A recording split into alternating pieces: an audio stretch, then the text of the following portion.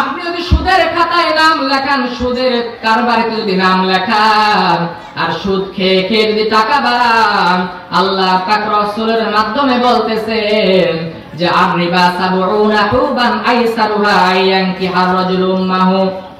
সুদটা এত ভয়ানক, এত ঘৃণিত কাজ।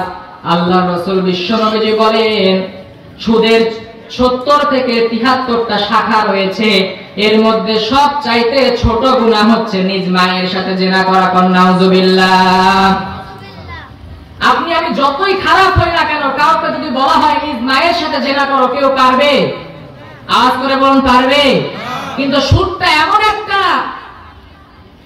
খারাপ গুনাহ, আল্লাহ রাসূল বলেন যে ব্যক্তি সুদ খাবে তো সেই ব্যক্তিটা এত বড় গুনাহ করলো যে নিজের মায়ের সাথে জিনা করলে যে এরকম গুনাহ হয়, আল্লাহ পাক রব্বুল আলামিন তার আমলনামার মধ্যে এর থেকেও নিকৃষ্ট গুনাহ দান করবেন। নাউযুবিল্লাহ। অপর হাদিসের মধ্যে আল্লাহ রাসূল বিশ্বনবীজি বলেন লাআনা রাসূলুল্লাহ সাল্লাল্লাহু আলাইহি ওয়াসাল্লাম আকিলার রিবা ওয়া মুকিলাহু ওয়া কাতিবাহু ওয়া শাহিদাইহি ক্বালাহুম সাওয়াউন। আল্লাহ রাসূল বিশ্বনবীজি বলেন যে ব্যক্তি সুদ খাবে এবং যে ব্যক্তি সুদ দিবে এবং যে ব্যক্তি সুদের জন্য সাক্ষী হবে এবং যে ব্যক্তি সুদের জন্য লেখালেখি করবে, ক্বালাহুম সাওয়াউন, সবগুলো সমান সমান গুনাহগার। বলুন নাউযুবিল্লাহ। এখন আপনি বলতে পারেন আমি তো সুদ খাই, আর একজন তো সুদের জন্য লেখে, আর একজন সুদের জন্য সাক্ষী হয়, তাদের মনে হয় গুনাহ হবে না।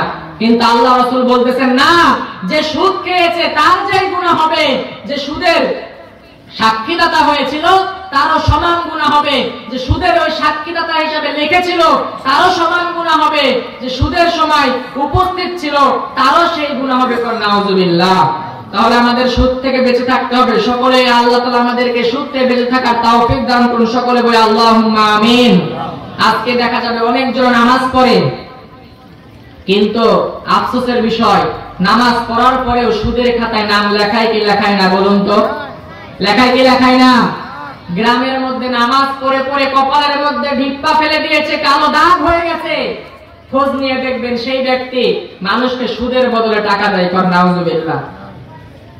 এরকম মানুষ আছে না নাই? এই গ্রামে মনে হয় নাই, এই গ্রামে নাই, এই গ্রামে আছে, সব জায়গার মধ্যে আছে। প্রিয় ভাইরা আমার, এত নিকৃষ্ট গুনাহ, এত নিকৃষ্ট গুনাহ, অথচ আপনি আমি হাসতে হাসতে সুদের খাতায় নাম লেখাইতেছি। আর এই সুদের খাতায় কারা নাম লেখায়?